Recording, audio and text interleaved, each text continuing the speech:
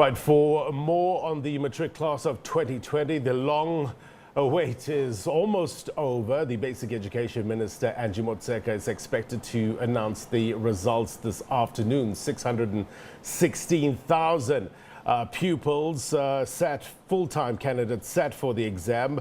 But the total number, we're told, of candidates is over 1 million as the department combined the June and November examinations. Let's get the very latest now and get some reaction, expectations, one would say. Let me bring in COSAS, the president, Douglas Ngobeni. He's the president of the Congress of the South African Students, COSAS. Mr. Ngobeni, thank you very much indeed for your time. Welcome. Thank you. And I think I should first make a correction. I am not the president of COSAS. I am the national spokesperson of COSAS. I do apologize. But on the very same note, we would like, first and foremost, to reject the fabricated IEB results, as the body is only here to undermine the democracy of South Africa. All the results or examinations in South Africa should be and must be undertaken by Umalusi. Also to applaud the class of 2020 Ngobeni, for their true resilience. Let's take it a step at a time. You call it fabricated results. We do know that Umalusi gave its approval with regards to these results. Why would you say it's fabricated?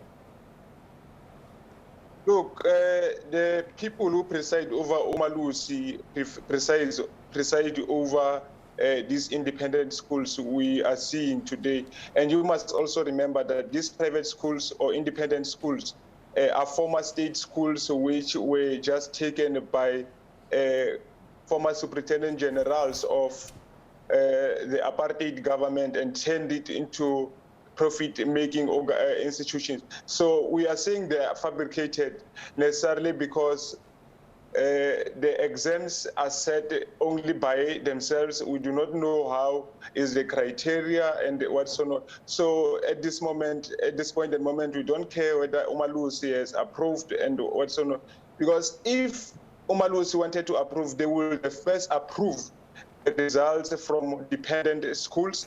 They did not do that necessarily because they have their own ways of making sure that the private sector or the independent schools where they've got interest excel more than the dependent schools. So they are indeed fabricated. For a practical example, you get one candidate of IEB having scored 80 distinction, and the next thing he wants to go to university just to study Chechela Morao.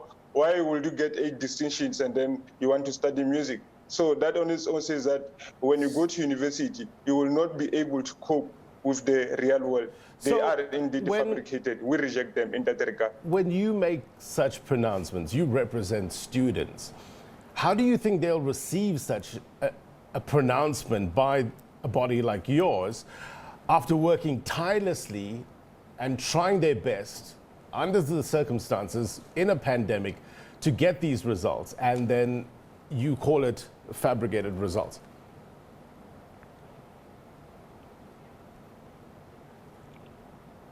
Mr. Ngobeni, you still with us? Yeah. Yes, I'm still here. All right. That is true. The IEB actually is not out of effort. You know, when an IEB question paper is set, it is set based on what they have learned. In fact, it is a direct question paper. They go to an exam knowing exactly what the questions are going to be.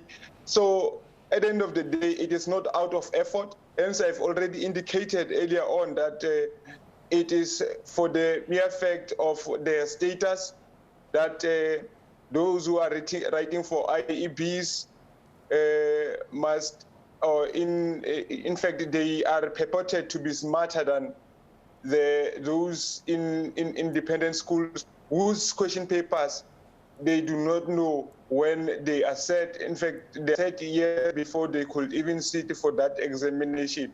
So IEBs are not out of effort. We must not come here and lie to each other.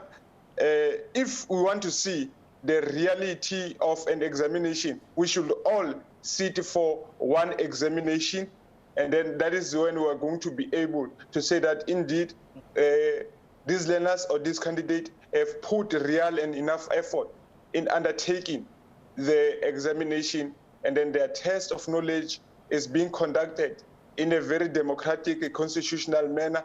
But in this regard, we do not trust at all the results of the IEBs, because those question papers, we don't know who said them, what time, and who was where. Do you have any proof of any irregularities? Do you have any proof? No, we do not have any proof. Hence, I am saying that we are dismissing. So that is so how do you dismiss battle we are going to wage. How do you dismiss we without are going proof? To, look, we speak about the leakage of the exam question papers and everything. I, for one, has been to a private school. I know the operation, how our teachers used to set the question papers for us. But it is very unfortunate that I could not finish my matric with them, because I could see the level of inequality and everything of that nature. So we are dismissing and at the same point waging a war against such tendencies. So we will come. South Africa deserves to know that truth, and when the time is right, we are going to have that truth blatantly out in the terrain. Let's talk about your interactions with students over last year, the year 2020, when there was so much uncertainty with regards to this pandemic. What did learners go through? What did students go through? No, reality is that learners were traumatized going to an exam room with under those scrupulous conditions. It is very excruciating to find a black little child whose future is hanging out there because of a pandemic.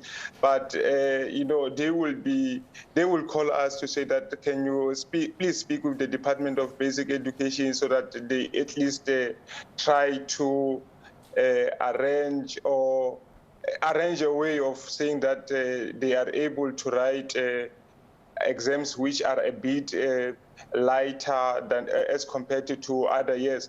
So yes, indeed, our interaction with learners was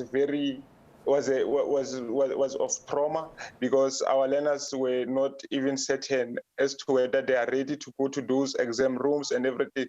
But at the end of the day, learners have went to the exam rooms.